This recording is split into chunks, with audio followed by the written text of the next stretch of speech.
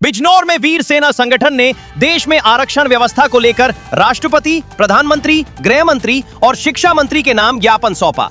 संगठन ने ज्ञापन के माध्यम से 15 सूत्रीय मांगे उठाते हुए वर्तमान आरक्षण नीति में बदलाव की मांग की है।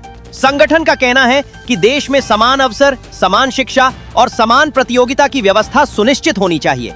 ज्ञापन में जाति आधारित आरक्षण को समाप्त कर आर्थिक आधार पर सहायता देने, शिक्षा और रोजगार में समान अवसर, समान फीस व समान आयु सीमा, SC/ST अत्याचार कानून की समीक्षा, निजी क्षेत्र में रोजगार बढ़ाने, शिक्षा व्यवस्था में सुधार, नई संस्थाओं की स्थापना, भ्रष्टाचार पर रोक और समान नागरिक सुविधाओं जैसी मांगे शामिल हैं। संगठन के पदाधिकारियों ने कहा कि उनका उद्देश्य देश में समान अवसर और समान प्रतिस्पर्धा को बढ़ावा देना है।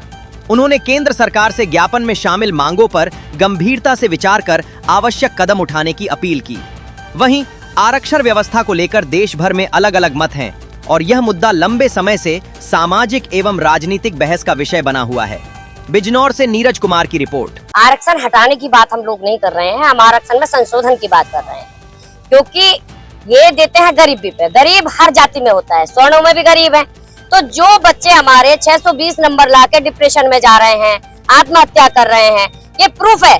मेरी बहन की बेटी लाई है 620 नंबर और उस लड़की को संभालना हमें भारी पड़ गया था, उसे कॉलेज कहीं नहीं मिला। और एक हमारे ही पड़ोस में लड़का है, मैं नाम नहीं लेना चाहूंगी, 410 नंबर पे KGM लखनऊ मिल गया उसको।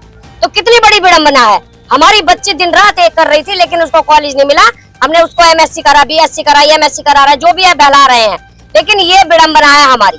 दूसरी बात, जो ये बात करते हैं -40% की, -40% में भाई साहब क्या कौन डॉक्टर बनेगा, कौन इलाज कराएगा? जनता को मारने की बात हो रही है। सवर्णों को हर जगह दबाया जाता है। मेडिकल सुविधाएं देख लो आप, चाहे किसी के जो मूल निवास होते हैं उनमें भी हमें भागना पड़ता है। जो निवास के लिए पैसा मिल रहा वो भी औरों को मिल रहा, राशन कार्ड औरों के। क्या गरीब हमारी जाति में नहीं, स्वर्ण में नहीं है? सवर्णों ने हमेशा देश का साथ दिया और इस पार्टी का साथ दिया, और इस पार्टी ने हमेशा सवर्णों को बिल्कुल घोटने का, टारगेट करने का काम किया। मेरा किसी से कोई द्वेष नहीं है, अपनी अपनी पार्टी में जहां जो है खुश रहे, काम करे, लेकिन हमारी लड़ाई हमेशा ये रहेगी कि इसमें संशोधन होना चाहिए। आरक्षण में आरक्षण आर्थिक आधार पर हो, आर्थिक आधार पर आरक्षण, गरीबी के आधार पर आरक्षण हो, न कि जाति विशेष के आधार पर हो। जातियों में मत बांटो देश को। भैया जैसे कि बहुत समय से और बहुत सालों से हम लोग देख रहे हैं कि आरक्षण जो है लागू किया हुआ है, और इसी चीज़ को देखते हुए जब हमने देखा कि पेपर लीक की समस्याएं और जो है काफ़ी बच्चे जो है वो आत्महत्या कर लेते हैं, तो काफ़ी लंबे समय से ये जो है बच्चों के साथ होता आ रहा है। तो इसी चीज़ को देखते हुए आज आरक्षण हटाओ आंदोलन की मुहिम को हम बिजनौर से आगे बढ़ा रहे हैं, और इसमें हमने कुछ मांगे रखी हैं जिसमें हमने संशोधन के लिए सरकार से मांग की है। इससे पहले भी आपने कोई विज्ञापन वगैरह दिया है? इससे पहले कोई, हाँ, हमने जब UGC का एक काला कानून जो है स्वर्णों को थोप दिया गया था, तो 27 जनवरी को हमने एक ज्ञापन दिया गया था। उसके बाद फरवरी में हमने एक ज्ञापन दिया था, और आज फिर अगर उन्हीं चीज़ों को देखते हुए कि भाई लगातार जो है UGC और आरक्षण जैसे जो ये काले कानून है हमें थोप दिए जा रहे हैं स्वर्ण समाज को, तो आज फिर हम एक बार एकत्रित यहाँ पे हुए हैं। उससे पहले जो आपने ज्ञापन दिया था उसमें कोई कानूनी कार्रवाई हुई है? उसमें कोई कानूनी कार्रवाई ये नहीं होती कि सरकार को, ये तो सरकार से हमने एक मांग रखी थी माननीय प्रधानमंत्री जी से, शिक्षा मंत्री जी से, कि भाई इसे UGC जैसे काले कानून क्यों हमारे स्वर्णों के बच्चों पर थोपे जा रहे हैं, जिसमें जो है जो बच्चे हमारे योग्यता में ऊपर हैं, जिनके 600 नंबर आ रहे हैं, वो बेचारे कुछ नहीं कर पा रहे। और UGC में जो बच्चे पढ़ने के लिए गए, जो यारी दोस्ती वहाँ हो सकती है, और आप उन्हीं को लड़ा भिड़ा के एक दूसरे का दुश्मन बनाना चाह रहे हैं, तो इन्हीं चीज़ों को देखते हुए हमने UGC पे भी मांग उठाई थी, जिसमें जो है हमें कोर्ट के माध्यम से रियायत मिली थी, स्टे हुआ था।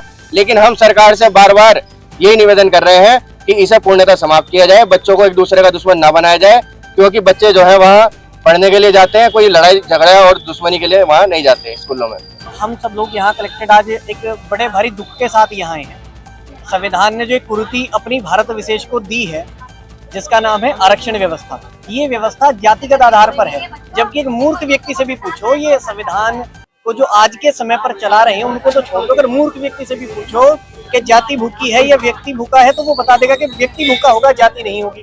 किंतु आरक्षण की जो व्यवस्था है राशन की, वो जाति विशेष को है। स्वास्थ्य की अगर बात करो तो व्यक्ति बीमार होगा, जाति बीमार थोड़ी होगी, लेकिन जो व्यवस्था स्वास्थ्य की विशेष है वो जातिगत को आधार पर है। इसी प्रकार शिक्षा व्यवस्था भी है, इसी प्रकार नौकरियों में भी व्यवस्था है।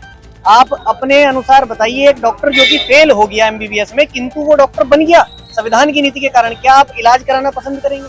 मैं करूंगा, कौन पसंद करेगा उससे अपना इलाज कराना? किंतु फिर भी सरकार की कुरीतियों के कारण संविधान की जो 10 वर्ष की व्यवस्था थी, वोट बैंक की राजनीति के कारण उसे सुचारू रूप से चलाया गया, सवर्ण समाज पर थोपा गया। और ये सवर्ण समाज वो है जो यहूदी आए, हूण आए, जितने भी भारत पर आज तक आक्रमणता आए हैं उनसे हम लड़े हैं, सभी ये सवर्ण समाज ही लड़ा है।